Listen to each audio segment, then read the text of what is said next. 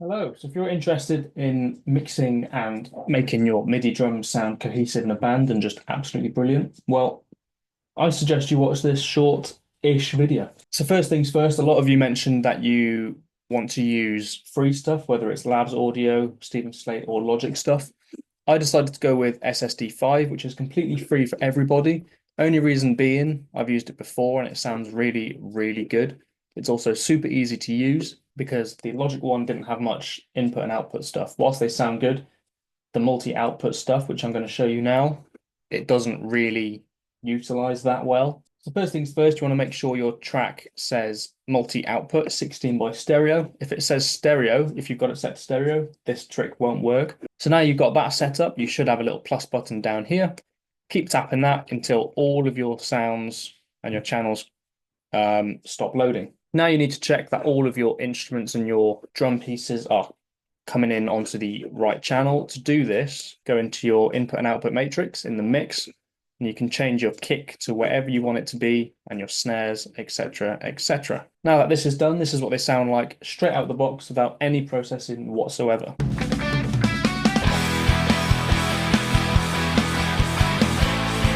They sound brilliant, but they don't sound great. First things first, I'm going to put everything into its own buses. So my kick drum in a bus, my snare in a bus, my toms, my cymbals, and then my room mic.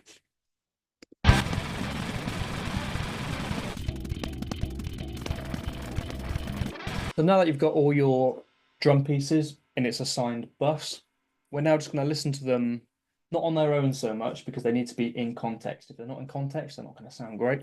So already I can hear that my kick doesn't slap enough. The reason I think it doesn't slap enough is because I already have a vision that I know what I want my drums to sound like, and they're heavily influenced by everything recorded by Michael Elvis Basquiat, which is Seven Dust, Stained, Tremonti, Slash, Miles Kennedy, Wolfgang Van Halen, all of that stuff. Their drums just sound incredible. Same as Nickelback, their drums are just ridiculously good. And you might be thinking, oh, Isaac, how are you going to get your free samples to sound like Nickelback? Just watch this. So first things first, my kick doesn't slap enough. So I'm not going to think about it too much. I'm just going to boost around 5 to 6K because that's where I know a lot of slap comes from. Whether it's a kick drum, whether it's a snare, whether it's a bass guitar, that's where your click is going to be. So I'm going to punch it in and out so you can hear it. It just cuts through a lot better because yes, we might be getting a load of low end on here, but then if you're listening to it on a small Google speaker or your phone, your phone doesn't process audio information below like a 200 hertz, so you're not going to hear any of that. You're going to hear the click, so it gives it a bit more definition, especially with this rock kind of track, hard rock track. You need to be able to hear that slap, you need to hear that punch. So now that's done, the next thing I do is put a sub filter on. This is also free, and what this does is it makes a narrow cue for a certain frequency of your choice. I'm going to choose 56 because that's where I often do it, because when I record bass, I make sure that my bass guitar doesn't have much of that information down there, so they're not going to clash. And then I'm going to turn my low end down a little bit just because I don't want any of that woolly woof coming from the subwoofer. So I'm going to punch those two things out so you can hear the difference.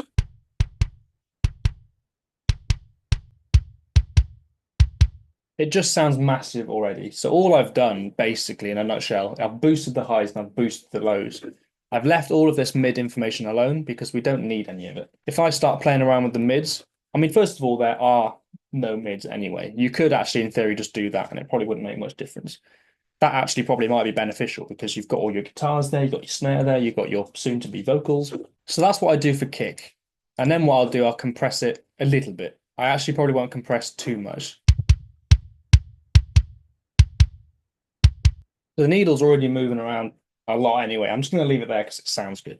I've just put it on there simply in this application because it just seems to work with it on without changing anything. Next thing I go to is my snare. Sounds really good. It sounds like a jazz snare, so I'm not going to worry too much about it. However, once I've done processing this, it's going to change drastically. So the first thing I do is remove frequencies I don't need. And you might be thinking, oh, why are you removing all the low end from the snare? Well, because first of all, there is no low end, because if I punch this in and out, you're not going to hear a difference.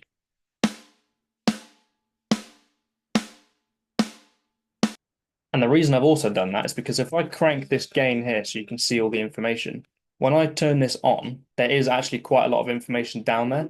You might not be able to hear it, but when you're listening on a 1000-watt home cinema system like I have, with a subwoofer the size of a small child, you're going to hear all of that. So, just to make things easier for you in the mastering stage and the mixing stage and listening on bigger systems, just get rid of it. You don't need it. And then I'm going to add the forbidden frequency, which is 400, which is a lot of that honk that a lot of people don't like. But I can hear that in this snare sound, there isn't any. But please don't worry about getting hung up on frequencies you know or don't know. Just use your ears.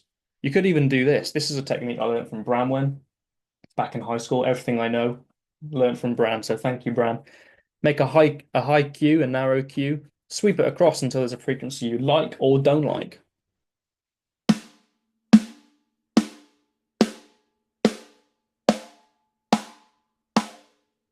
I quite like that narrow, like hong. I quite like that. So I'm just going to make a wider Q. And I'm going to boost just that frequency there. And that's kind of it.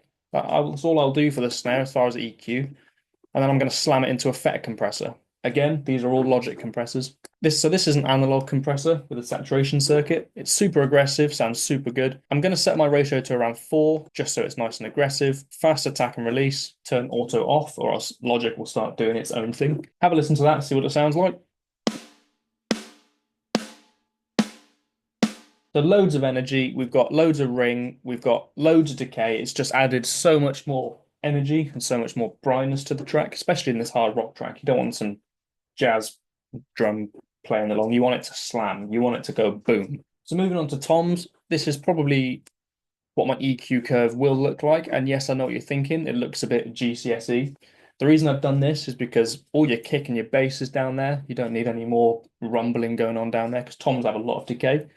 You don't want much mid because that's where your guitars and your vocals are, but you do want some high-end click because if you're listening to, like I said earlier, on a small speaker, you're not going to hear any of that low end. So you need to hear some kind of click to kind of reinforce the low end. I'll have a listen to that just to make sure it's not farting out or flipping. I think they're the only toms in the song. I'm then just going to compress this a little bit as well. Be mindful that these sounds are already compressed and processed. They've been gated, they've been phase corrected. They've been compressed a bit. So try not to go too overboard, but ultimately I compress predominantly for the sound of compression as opposed to compressing, because like I said, they're already compressed.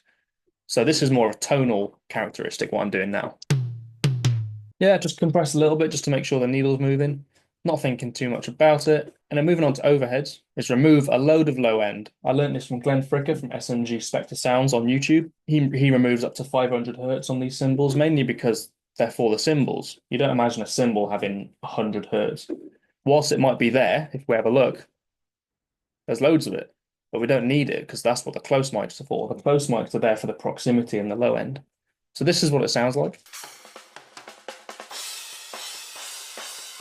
Purely cymbals, and I'll leave that alone. I won't do much to that. The room mic is where it gets interesting. So using the same technique, getting rid of all that low end up to 500, 600 hertz, we're now going to compress this. I also learned this from Glenn Fricker. So grab your compressor, preferably a saturated kind of vibe compressor. We're going to slam the living heck out of this. So 7 to 7, fast attack release, turn auto off, auto gain off, threshold coming down a bit. But what I will need to do is boost my input on the compressor only because the room mic recordings weren't that loud.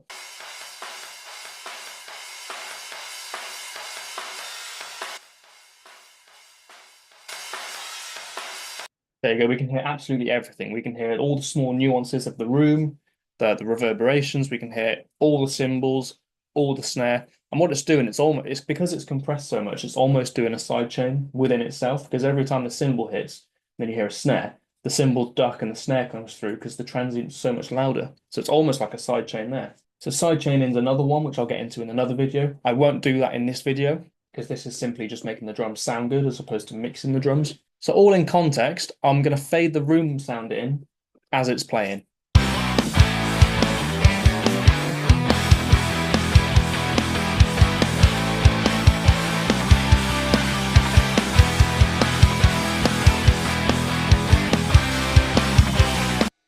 So that sounds incredible to me, I think. Having that room processing on there really hard hitting, it just makes everything else sound so much better without having to process each thing way harder. Listen to the snare, it does sound like it needs a bit more slap, I think.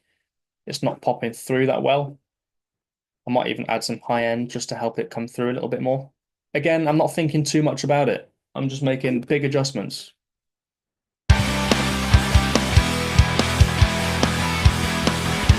It needs reverb. This is a preference. You can do whatever you want to do. That's the beauty of it. Make a send. I'm going to put Valhalla on it. This is a paid plugin. You can use anything. You can use Chromaverb. You can use the Logic stuff, but I just really like the sound of Chromaverb. So this is a 4-second decay on the reverb. It's a bit much. I'm going to pull it down, get rid of some of the lows. Bit more high. So we've got quite a narrow bandwidth of EQ going on here. That sounds brilliant. You could even leave it at that and no one would tell the difference. However, what I'm going to do, I'm going to bus all this together into drum bus. So everything is going into one channel called drum bus. I'm now going to duplicate this and I'm going to label it parallel compression. So parallel compression, for those who don't know, it's having the same track compressed parallel to the original one. So the original one is not being affected.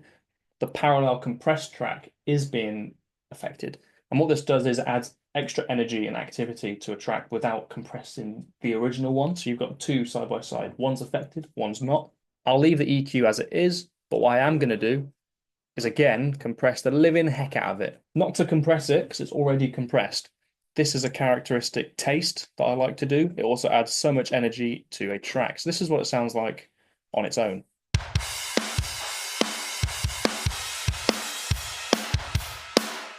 You can hear absolutely everything. I'm sure you could hear the audio engineer breathing in the quiet parts in this. It's made everything so much louder, and like I said, it's almost doing automatic side chaining within itself. I'm going to fade this in with the drums in the mix to taste, and then I'm going to punch it in and out so you can hear it.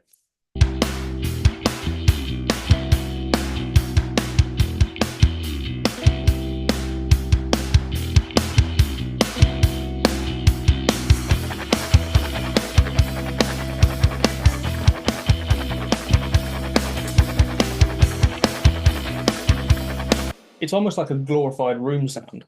This is what it sounds like when everything comes in.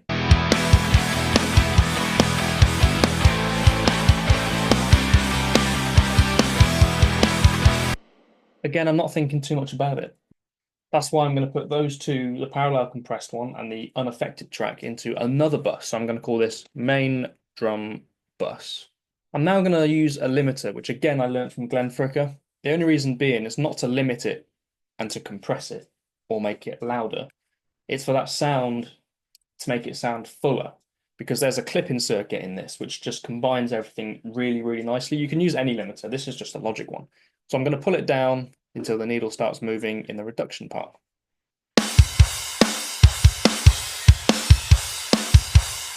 So it's already just affecting the snare drum, and I'm just going to leave it at that. Like I said, it's not a volume thing. It's just for the sound. So this is what it sounds like all together.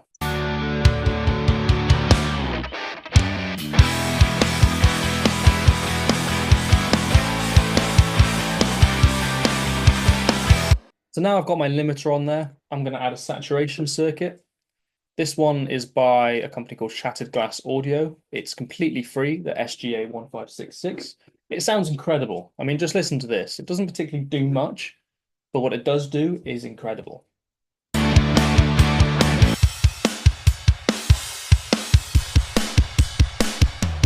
You can already hear in the kick, in the click of the kick, you can hear it just squashing that upper mid and high frequency area, which is why you can hear more of the toms. So just be mindful the volume will go up when you start clipping, but as I said, it just sounds brilliant.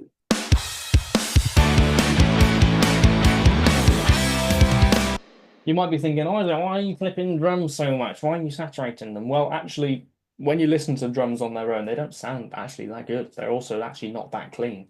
Same as bass guitar. Bass guitar is actually a foul instrument. Even on some of the cleanest records you might think, they're going through like an 8x10 Ampeg SVT with loads of gain. They're actually not as clean as you think. So it's all about recording and mixing in context. Because yeah, I could think, that doesn't sound great, I'm going to change this. The hats are too crunchy, but actually in a mix, they cut through just perfectly.